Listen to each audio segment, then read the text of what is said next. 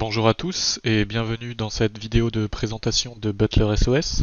Je me présente, je suis Thibaut Schmittlin, consultant architecture Qlik chez Isineo et je vais du coup aujourd'hui vous présenter dans une brève vidéo un outil de monitoring pour vos serveurs QlikSense qui s'appelle donc Butler SOS.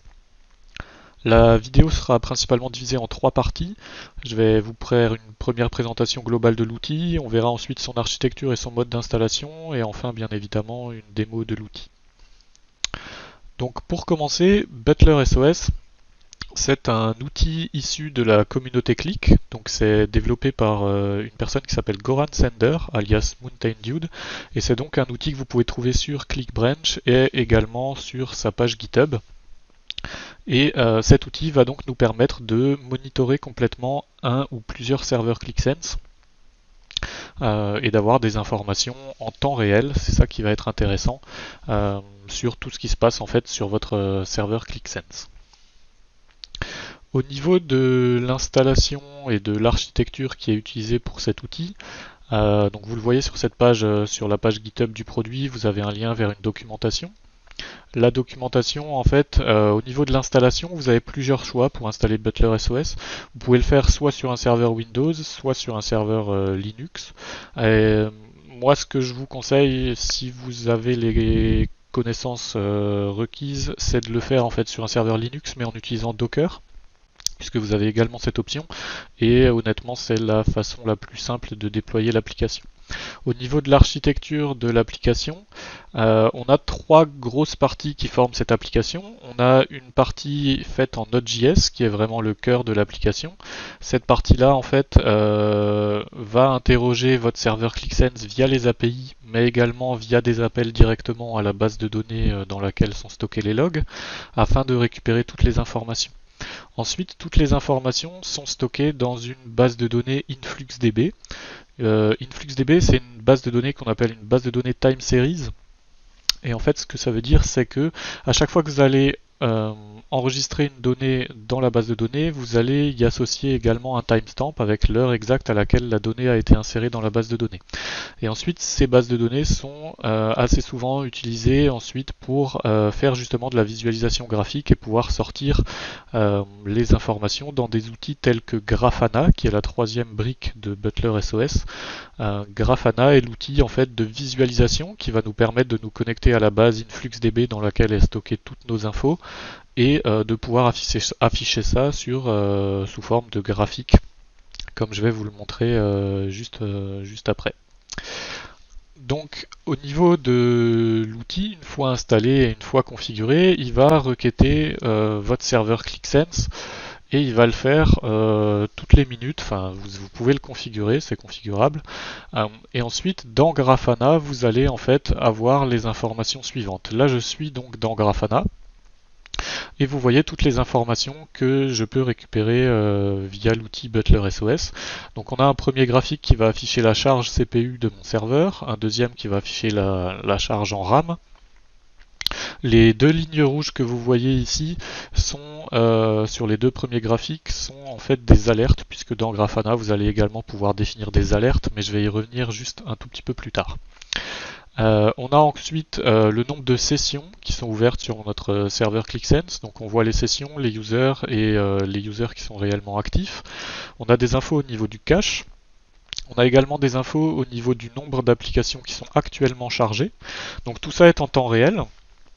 Vous avez la possibilité dans Grafana ici, moi j'affiche la dernière heure, mais je pourrais très bien afficher les 3 dernières heures par exemple, et tous les graphiques en dessous se mettent à jour automatiquement. Vous pouvez également choisir un timestamp bien précis.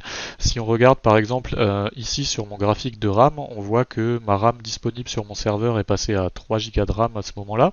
Si je veux savoir ce qui s'est passé exactement à ce moment, je peux sur le graphique sélectionner uniquement cette période et faire un zoom vraiment sur cette période-là pour voir quel user par exemple était connecté ou quelle application était ouverte à ce moment-là, etc., etc. Donc je vais revenir sur la vue de base.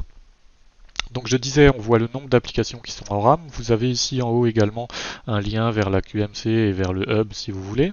Vous pouvez rafraîchir automatiquement cette page toutes les X secondes si vous le souhaitez.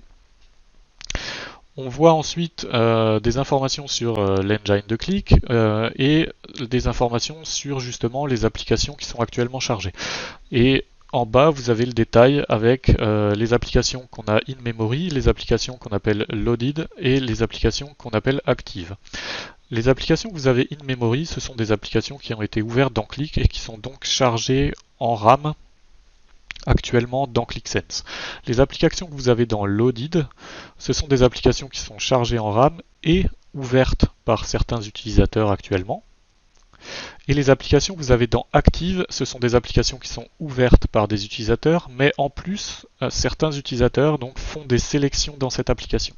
Si vous avez simplement une application qui est ouverte dans un onglet mais sans faire aucune sélection dedans, elle apparaîtra en fait dans Loaded. Par contre, à partir du moment où vous allez commencer à faire des sélections dessus, elle apparaîtra dans Active. Ce que vous voyez également là, enfin ce que vous voyez actuellement, c'est bien évidemment les ID des applications. Sachez que la personne qui développe donc Butler SOS a déjà en vue de développer des améliorations pour l'application puisqu'il y a souvent des mises à jour et dans une prochaine mise à jour on pourra espérer avoir ici en fait le nom des applications à la place des ID, ce qui sera beaucoup plus parlant. Ce qu'on peut voir également ici, c'est que vous avez en fait les warnings et les erreurs qui sont détectées dans QlikSense, donc qui s'affichent ici sous forme de graphique et ici sous forme plus détaillée. Alors chez nous c'est un serveur de démo, donc il y a quelques erreurs un petit peu bizarres, mais sur un serveur de production vous verrez des choses un peu plus concrètes. Donc ça c'est un des dashboards, donc c'est ce qu'on appelle un dashboard dans Grafana. Ça c'est un des dashboards qui s'appelle Server Details. Et vous avez également un autre dashboard qui s'appelle Session Details. Et dans ce dashboard-là, vous allez pouvoir analyser plus précisément en termes de sessions utilisateurs pour savoir quels sont les utilisateurs qui sont actuellement connectés sur votre serveur, sur quel virtual proxy ils sont connectés, dans le cadre par exemple d'une maintenance sur QlikSense, si vous avez besoin de savoir si le serveur est utilisé ou non, vous pouvez utiliser ce genre d'informations. Donc moi on voit par exemple que sur ce serveur là j'ai plusieurs virtual proxy et on voit à chaque fois le nombre de personnes qui sont connectées sur chaque virtual proxy. On voit d'ailleurs que sur le proxy qui s'appelle NTLM, on a énormément de sessions qui sont ouvertes. Si je veux voir quel utilisateur est responsable en fait de toutes ces sessions, vous le voyez sur la partie droite ici.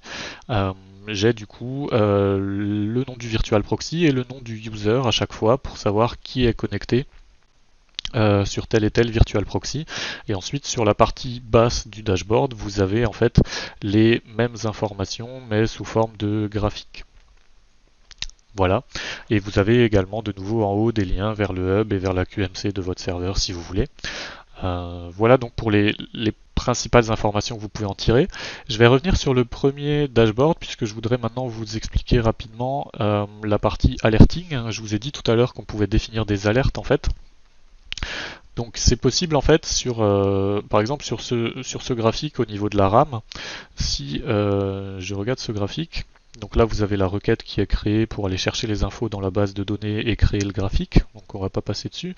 Par contre vous avez ici une zone qui s'appelle alerte, et ici je vais pouvoir définir justement via le graphique une zone en dessous de laquelle, si par exemple ici ma RAM disponible sur le serveur passe en dessous de 10 Go, alors je vais pouvoir avoir une alerte.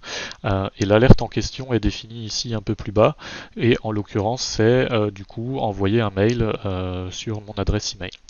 Si je retourne dans le dashboard et dans les paramètres de Grafana, vous avez ici alerting. Ici, vous pouvez voir les différentes alertes qui ont été créées sur les différents graphiques, et vous pouvez voir les différentes notification channel, donc en fait les différentes les modes de communication pour les alertes. Donc moi j'ai un mode qui est en email, mais par contre vous pouvez créer en fait ici et envoyer ensuite des alertes vers beaucoup de choses du genre à Google Hangout, vous avez vers Slack, vers Microsoft Teams, bien évidemment par email et via tout ce qui est possible ici. Ensuite, lorsque vous recevez une alerte, la façon dont ça se présente, je peux vous montrer ça. Là, vous avez par exemple un mail que j'ai reçu de Grafana. Et du coup, c'est un mail une alerte justement lors de laquelle le serveur n'avait plus assez de RAM.